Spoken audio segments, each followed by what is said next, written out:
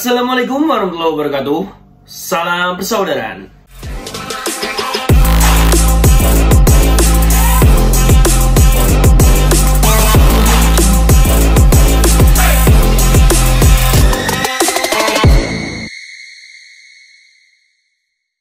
Suka yang dulur-dulur, selamat pagi. Semoga hari ini menjadi berkah buat kita semua dan apapun yang kita lakukan, semoga diberikan kemudahan oleh Tuhan Yang Maha Esa. Pada pagi hari ini dulur-dulur, kembali ke segmen sharing bersama Bima ANF. Dan kali ini Bima ANF mengajak dulur-dulur semua untuk membahas sebuah kejadian yang kemarin menimpa saudara kita dari Pagar Nusa ya dulur-dulur ya. Atau lebih tepatnya sebut saja di sini anggota dari komunitas yang mengatasnamakan organisasi Pagar Nusa. Jadi kemarin ada sebuah kejadian yang menimpa dulur-dulur kita dari Pagar Nusa ini ya kan. Sepulang dari acara, entah itu acara kopdar atau acara anniversary. Hanya saja di sini banyak sekali yang mengaitkan kejadian ini dengan kejadian pengeroyokan salah satu anggota komunitas dari PSHT dulur-dulur. Jadi kemarin di Sukoharjo terjadi pengeroyokan terhadap salah satu anggota persaudaraan Sehati Teratai. Dan banyak sekali dulur-dulur yang mengaitkan kejadian tersebut dengan kejadian kemarin ini dulur-dulur. Dari kejadian ini dulur-dulur, sudah dijelaskan oleh pihak kepolisian bahwa pelakunya ini tidak diketahui identitasnya maupun tidak diketahui dari pihak mana. Bahkan pihak kepolisian pun telah menanyakan langsung kepada anggota-anggota yang terlibat di lokasi.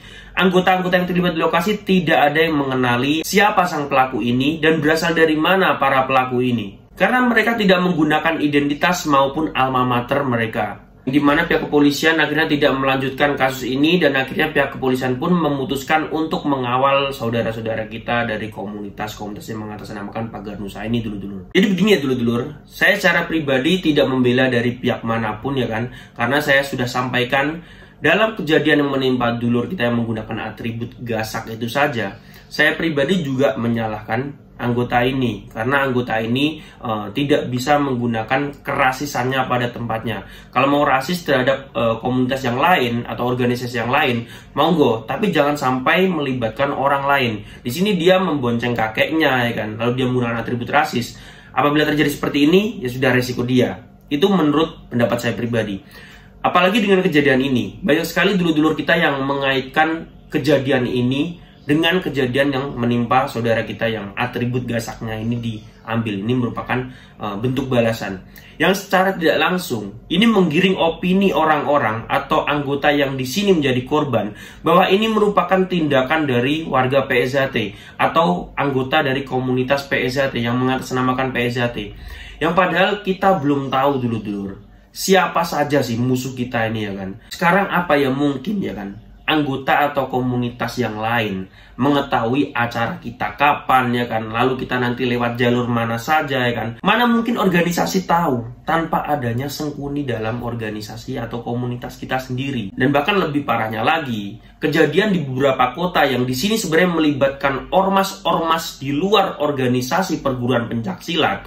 Di sini dikaitkan bahwa pelakunya adalah PSHT, pelakunya adalah PSHW, pelakunya adalah Pagar Nusa, pelakunya adalah IKSPI. Yang padahal musuhnya murni preman atau murni ormas yang lain, bukan organisasi pencaksilat. Di sini alangkah baiknya jangan sampai ada tindakan balasan ke depannya. Karena ya memang kalau misalnya ketemunya sama-sama misalnya komunitas rasisnya atau sama oknumnya, oke lah.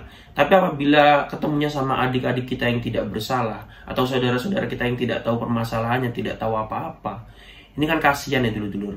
Dan yang dirugikan adalah keluarganya. Keluarganya tidak tahu apa-apa, artinya niatnya dia cuma latihan, niatnya dia cuma ngumpul sama temen.